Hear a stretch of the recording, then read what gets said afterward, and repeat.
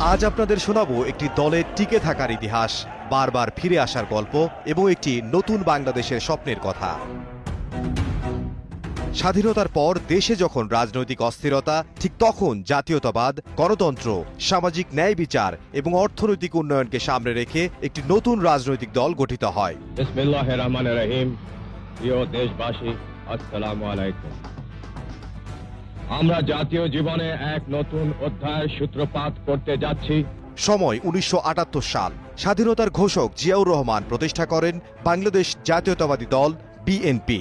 তাঁর নেতৃত্বে বিএনপি খুব দ্রুত দেশের অন্যতম শক্তিশালী রাজনৈতিক দলে পরিণত হয়। দেশের স্বাধীনতা ও সার্বভৌমত্ব রক্ষা, বহুদলীয় গণতন্ত্র প্রতিষ্ঠা এবং সাধারণ মানুষের অধিকার নিশ্চিত করার আদর্শকে ভিত্তি করেই বিএনপির পথ চলা শুরু। এগিয়েও যায় সেই পথেই। 1981 সালে জিয়াউর রহমানের হত্যাকাণ্ডের পর দলটি আবারও কঠিন সংকটের মুখে পড়ে। ঠিক সেই সময়ে দলের নেতৃত্বে এগিয়ে আসেন তার সহধর্মিণী বেগম খালেদা জিয়া। তখন দেশে চলছিল সামরিক শাসন।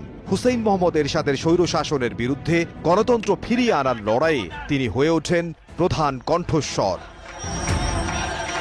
বারবার গ্রেফতার, গৃহবন্দী এবং দমনপীড়নের শিকার হয়েও তিনি আন্দোলন থেকে সরে দাঁড়াননি।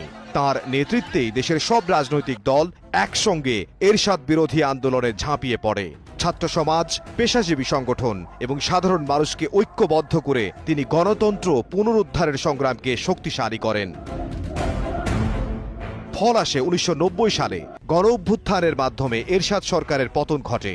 এরপর প্রথমবারের মতো নিরপেক্ষ অন্তর্বর্তী সরকারের অধীনে 1991 সালের জাতীয় নির্বাচনে বিএনপি জয়লাভ করে এবং খালেদা জিয়া বাংলাদেশের প্রথম নারী প্রধানমন্ত্রী হিসেবে দায়িত্ব গ্রহণ করেন।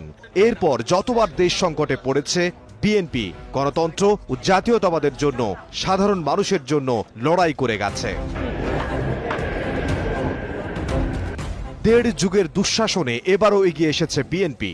এবারের গল্পের নায়ক বিদেশি কেউ নন, তিনি এই দেশেরই, এই মাটিরই সন্তান। দীর্ঘ 17 বছর পর তিনি ফিরে এসেছেন নিজের দেশে। বিমানবন্দর থেকে বের হয়েই তিনি ছুটে যান মাটির কাছে। জুতো খুলে নীরবে হাঁটেন সেই মাটির ওপর, হাতে তুলে নেন এক মুঠো বাংলাদেশ। কারণ এই মাটির জন্য যুদ্ধ করেছিলেন তাঁর পূর্বপুরুষ, প্রাণ দিয়েছেন 30 লক্ষ শহীদ। এই মাটির সঙ্গে মিশে আছে রক্ত, বেদনা আর স্বাধীনতার স্বপ্ন।